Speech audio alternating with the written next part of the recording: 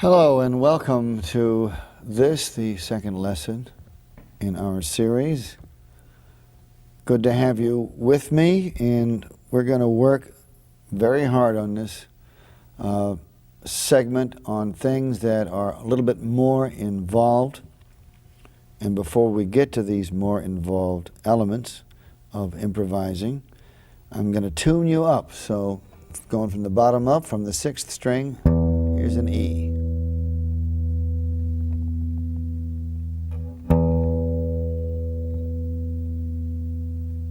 A,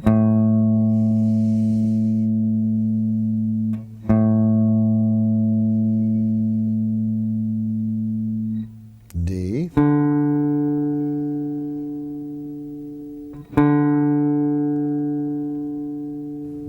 G,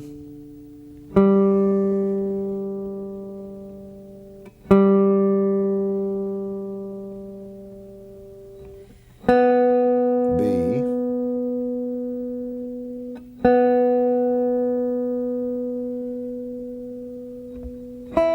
E, top E,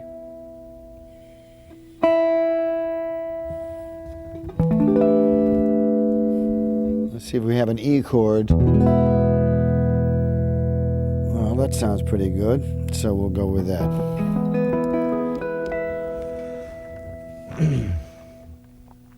Well,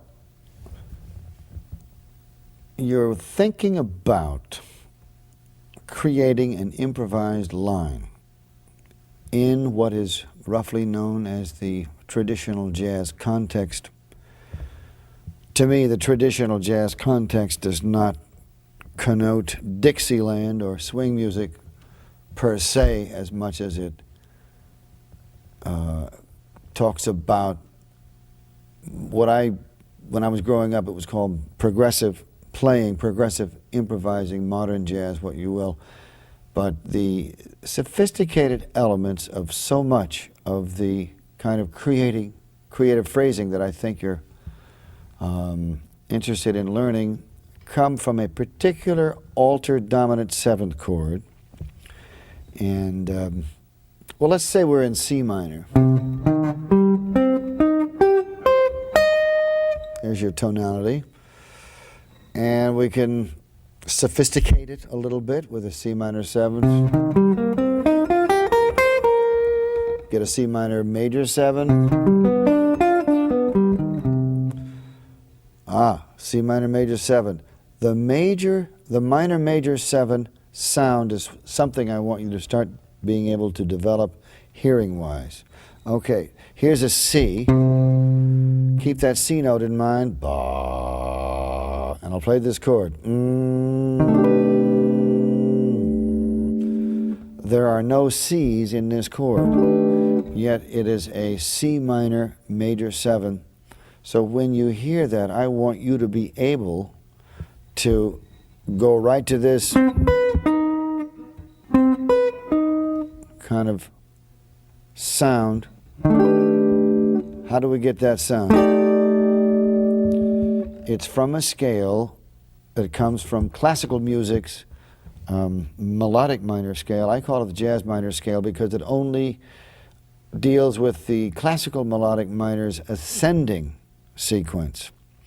So it's just like a C major scale, as a matter of fact. It's exactly like a C major scale, except that the third degree is flatted. Third degree is a half step lower. In other words, the E becomes an E flat. So we've got C, D, E flat, F, G, A, B, C. Up one octave.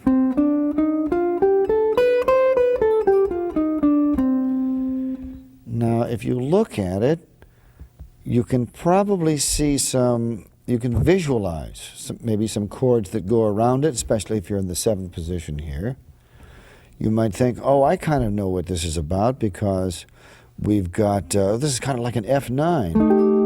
You take away the F, you remove the F note on the 8th fret of the 5th string, and you've got this F9 upper structure, which is also a C minor 6th. And quite often you've probably put in the flat 5 or the sharp 11, the B note on the 7th fret of the 1st string.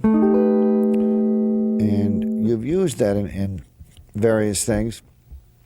But the voicing that I was playing earlier is more notes. It's strings 5 through 1, and it is from the bottom up. You've got E flat on the 5th string, 6th fret.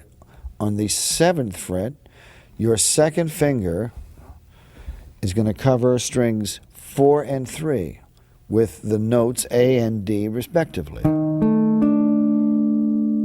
And then your pinky gets the G on the 2nd string, and your 3rd finger gets the B on the 1st string. Okay. Now this scale,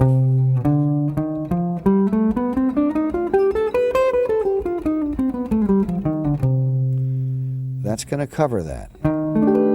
That's also going to cover related chords, just one of which is the B7 with a raised 5 and a raised 9.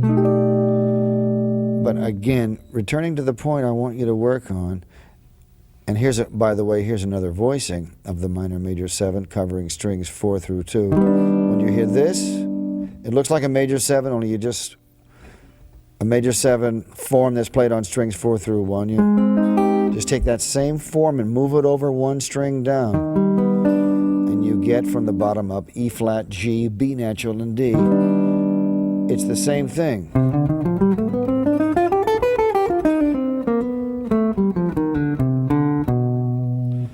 When you hear a chord like this, I want you to be able to play that.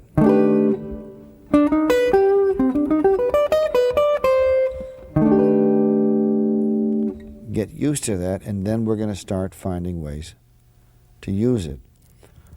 One of the ways to use it in a very plentiful manner is the standard tune Stella by Starlight. This tune, which I'm going to play in the most often done key, even though the original of Stella was written in G, I'm going to play it in B flat. And you know the first phrase, E minor 7 to A7, you can use the B flat jazz minor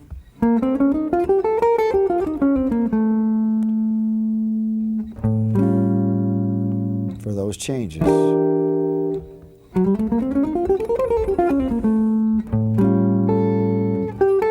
Then it goes to the C minor 7 to F. You can just play your straight ahead modal scales there. And then the F minor 7 to the B flat 13. Wait a minute. Actually, we can alter those a little bit. F minor 7. Now we can use the B natural jazz minor for the B flat 7 sharp 5 raised 9. For that. Now we go to the E flat to A flat 13 or A flat 7. And we're going back to B flat.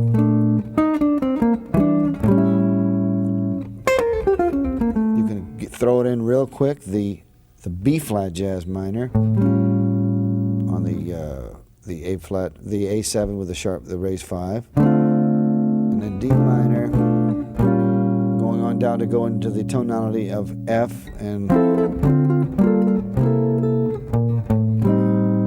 now A half diminished, which can be played with a Locrian, to the D7, but here you can use an E flat jazz minor.